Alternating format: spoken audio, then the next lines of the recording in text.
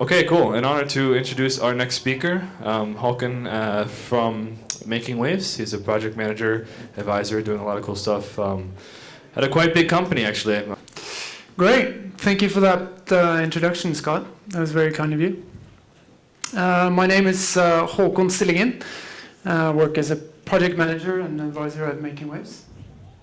I'm here today to talk about a concept called Fnugg, or a service called Fnugg, which is an information service for Norwegian alpine skiing resorts.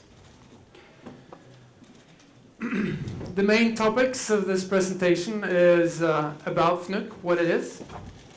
It's about how we built a product concept and how we built the product, and what happened when we launched it, what was the end result, and what we see going forward for Fnugg as a service. So, about Fnugg. The customer is a Norwegian association called Alpinanleggenes Landsforening, which basically is an association for alpine skiing resorts in Norway.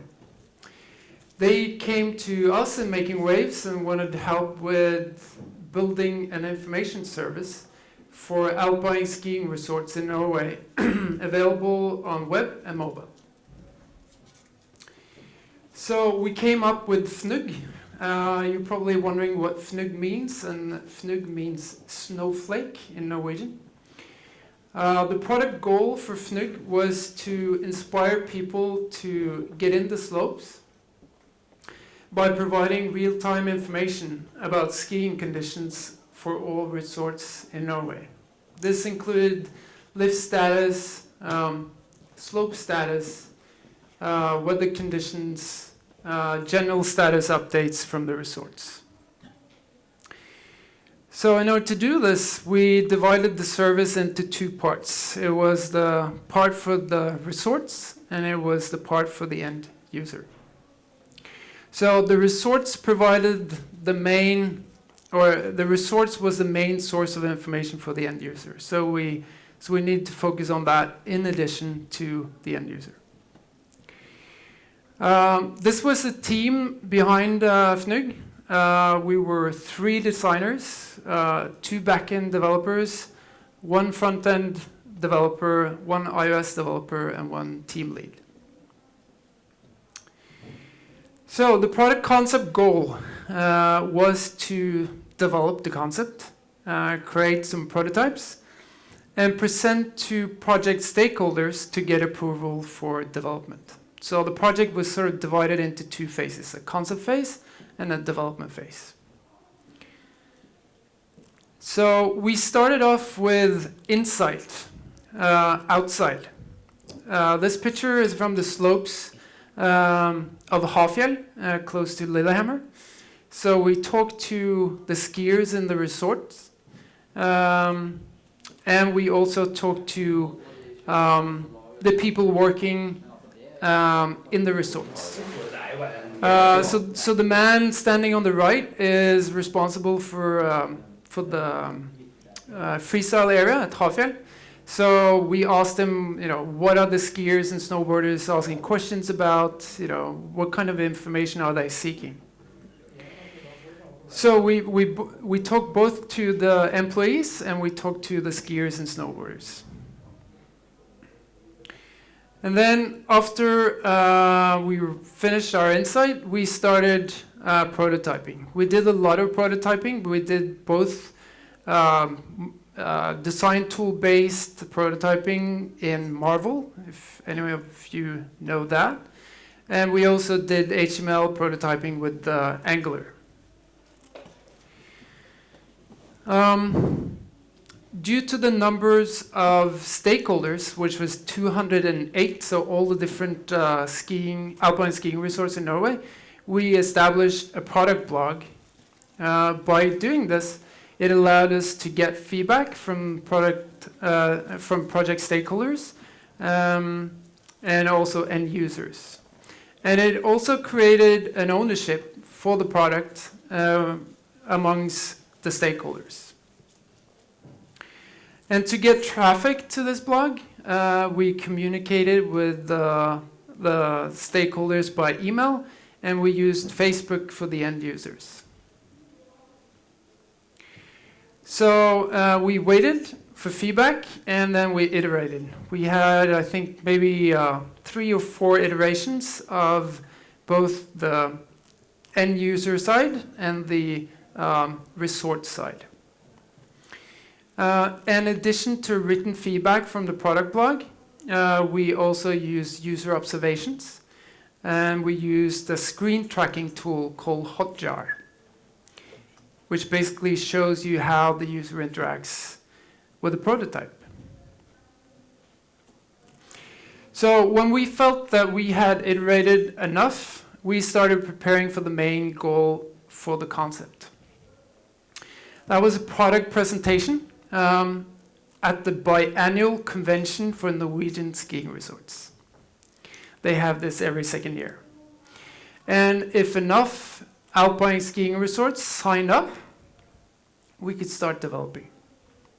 So here you see our IXD presenting the concept for the employees of the different skiing resorts at this convention.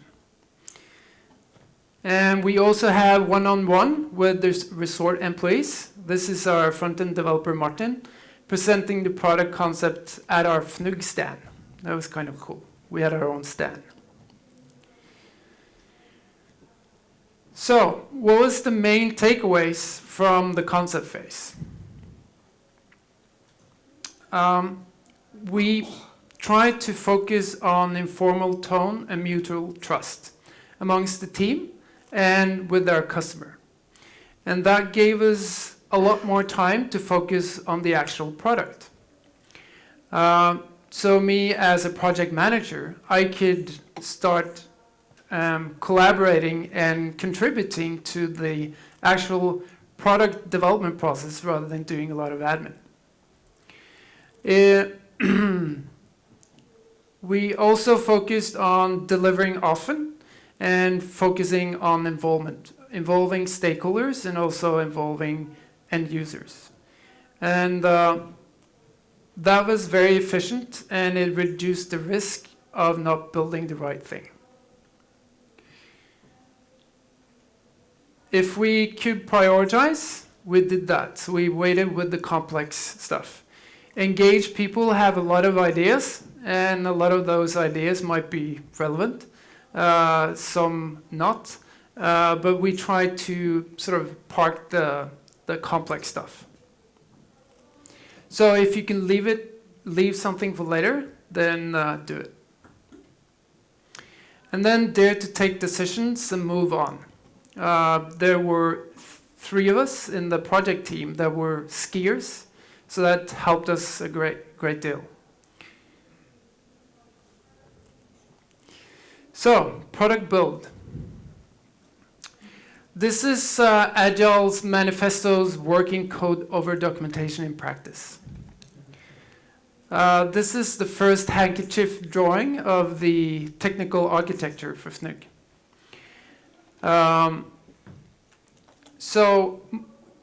When we started working on this, we sort of soon mapped out the main components of the solution. So the main technical components in the solution was we used WordPress CMS, we used Elasticsearch, and we used custom middleware built with Node.js. So we wanted a setup that allowed us to distribute content across different channels and different clients. So that's why we chose API-driven approach. Our main integration points was Google Maps Directions API for calculating distances between user and resort, and also between resorts. We used Yr, which is the biggest weather service in Norway, and integrated towards their API as well. And of course, the VP API. And then our client is a web app and a native iOS app. So I think this more or less sums up how the technical architecture looks like. I'll try and briefly explain you how this works. So every time there's an update of, can you see this dot? Yeah. So every time there's an update from the VP backend, it sends notifications to Elasticsearch and Node. And then that notification contains information about what information has been updated. So that points to the appropriate endpoint in the REST API, and then Elasticsearch and Node sort of fetches that information. So that's how information is being sort of transferred from VP backend to Elasticsearch. And then we built integration points with Google Maps API, API that sort of plugs directly into this. And then there's a couple of other, there's Instagram API that's plugged directly into VP backend, actually. And then Elasticsearch present the combination of all this data to the clients. That's kind of partly true. This is kind of a hybrid solution because some of the information provided in the web frontend, on the VP frontend, comes directly from the VP backend. But there's also information coming from Elasticsearch and Node. So it's kind of a hybrid solution. And then we use Google Maps JS API to provide maps information in VP frontend. We also have CDN for static assets through our hosting provider, WP Engine.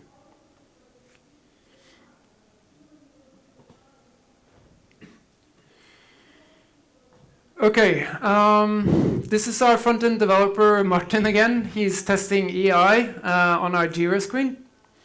For testing, we focused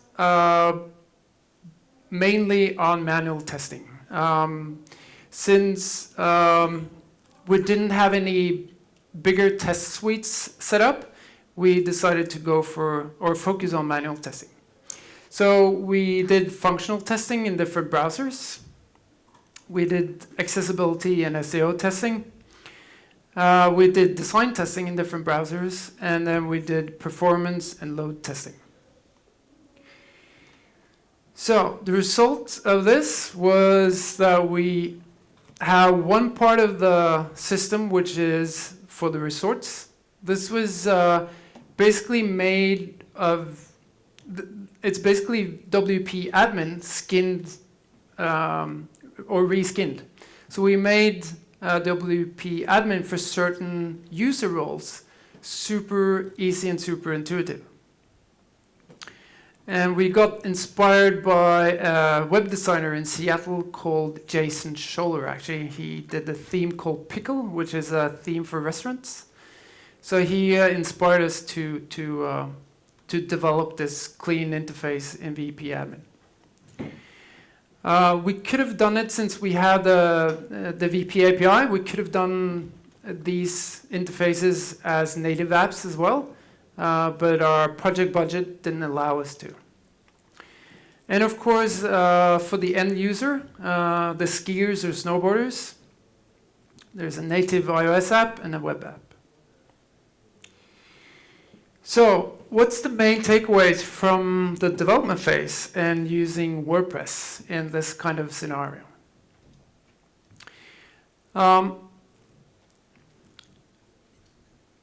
We spend a lot of time on user permissions. That was kind of tricky. User permissions in WordPress was a bit tricky for us. Another thing we found a bit tricky was to get event notifications with Elasticsearch and Node to work properly. It was some of the things were due to auto-saving drafts, etc. In WordPress, but eventually we worked around that. Multi-site worked great. It was fantastic because it allowed us to separate database or have a separate database for each skiing resorts. So each resort was a sub-site in the multi-site.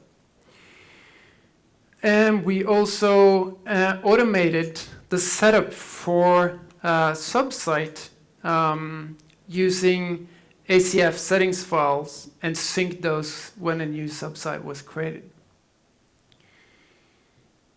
And distributing and fetching data using the VP API worked really, really good.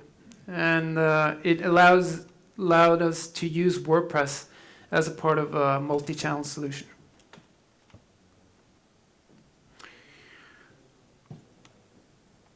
Right.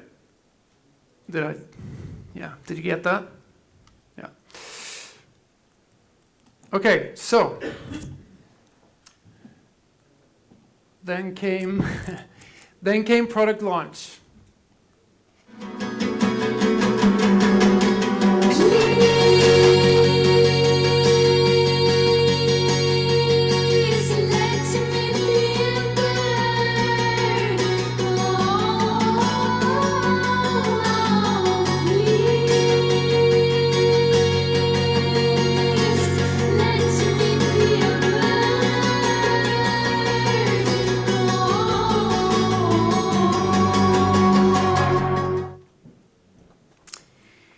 So this movie was made by Field Production. It's a movie making company based here in Oslo, Norway.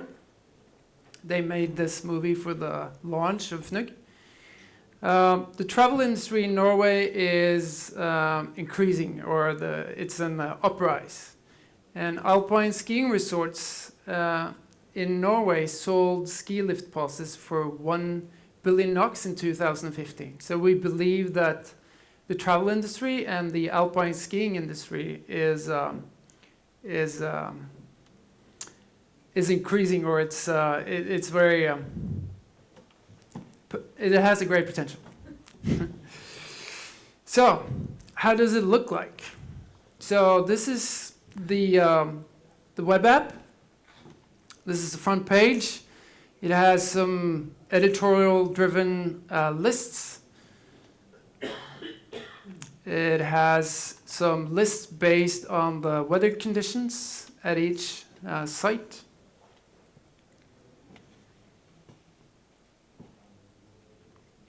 It shows the resorts in a map, and it shows more lists based on area in Norway. And they can also write editorial articles.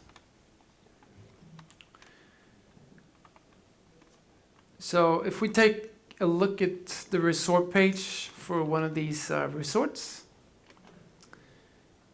at the top you'll find the resort dashboard, which gives the user a quick overview of the current status in the slope. If it's on the top or if it's in the bottom, how many slopes are open, how many lifts are open, quick status updates, long-term weather forecast, some short description of the resort, the freestyle area, opening hours, ski lift prices, contact information, where it's at in the map, Instagram, and also resorts nearby. This is what we use the Google Maps Directions API for, to calculate the distance between the resorts. We also use this in the search, so the autocomplete, if I search for a resort, it also gives me the resorts nearby the resort I'm actually searching for. So the reason we did this was to try and promote all the different resorts equally, because there is a lot of big resorts in Norway and there's a lot of very small resorts, which is like driven on volunteer basis. And there's big actors who make millions of kroner every year. So this is the VP API. So that's providing information for the for Node and Elasticsearch. And so this is basically the content or the data aggregator for the entire service. And any third party can use this data to integrate with their website or their service.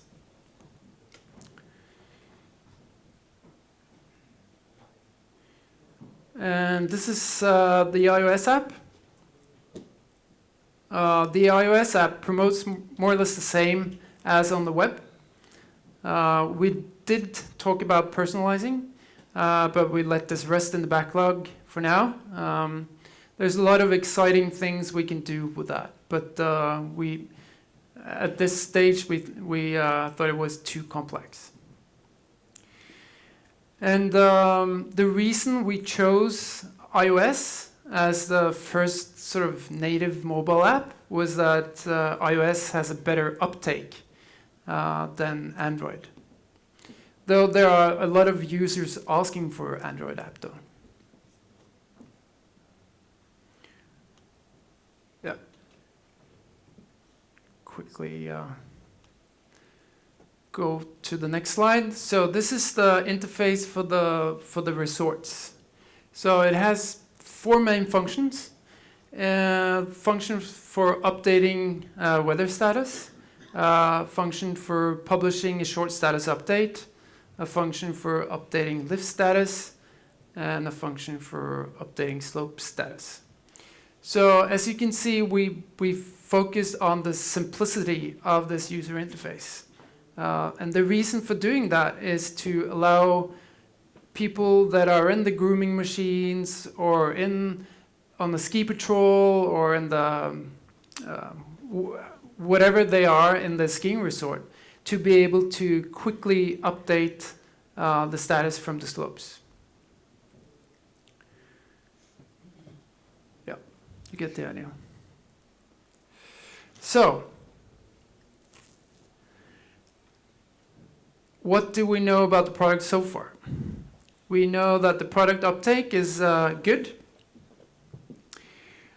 The skiing resorts employees are happy with WP admin and Fnugg rapport, which is called. It's the name of the resort interface. We have a modular and flexible technical architecture. And we have a hosting partner that deliver what they promised, and they can point us in the right direction if we need help. Right.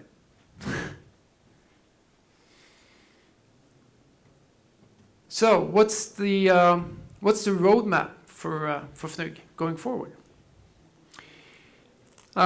We believe that there are 3 main concept categories for Fnugg going forward. We believe that there's a lot of potential within transport, integrating with transport service aggregators as Google Maps. We believe that there is possibility within ski lift passes. There are 2 main hardware distributors of ski lift passes in Norway. And we think Fnugg as a service has a huge potential in integrating with those kind of services. We also believe that there is a lot of potential within accommodation services, either resort hotel bookings or Airbnb or whatever it is. So with this and some marketing, we believe that Fnugg can help Norwegian skiing resorts with digital transformation. Hva skjer 17. januar, Henrik? Folkens, da det åpen bakke. Hva gjør du for å bli med på åpen bakka? Da går du på Fnugg.no, og så melder du deg på. Og så registrerer du deg på ditt nærmeste, eller det alpinanlegget som du har lyst til å kjøre i. Bra, Henrik. Takk, Aksel. Jævlig bra, Henrik. Gir alt. Bare ett ord.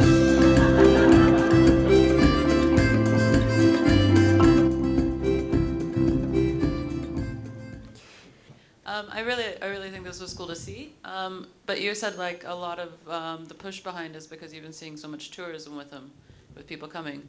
Has there been a choice why it's not been put in English for the international market to use as well? The reason for it for now is budget. Budget, yeah. Yeah, but it's the customer wants to promote to English-speaking users as well, for sure. Cool. Just good. Other questions? I'll talk about making waves, being known to use other systems mostly. Was WordPress a choice? You wanted to test WordPress, or did you choose it because you thought it was a good fit for this type of project? So the motivation behind the choice for you guys? Combination, I suppose. We believe that WordPress was a good fit for this, but we weren't like 100% sure. But we found out that it was. So I suppose it was a combination of both. I have a question. Would you use WordPress again if you were to start from scratch? Yeah, sure. So what was the budget? You don't have to tell us in kroners, but roughly how many hours did you spend on this project? Just to get us a feel of the size. 2,500 hours. Okay. Yeah. What's the kind of business model behind it? Well, the Alpinanleggenes Landsforening, the Association for the Skiing Resorts, their mission is to try and help the skiing resorts to get more people in the slopes. So the business model is to, first of all, they wanted to take ownership to their own data. And so this is kind of the first step of doing that. The other part is trying to sort of sell more of alpine skiing destinations in Norway and outside Norway. Is it the ski resorts themselves that pay for this? Yes, yeah. Do you have another name outside of Norway? Or is it the same name? Well, our designer,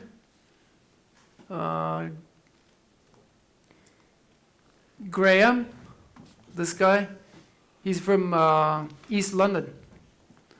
He was like super excited about Fnugg. It's like, yeah, let's Fnugg it. So, for now, I think we're good.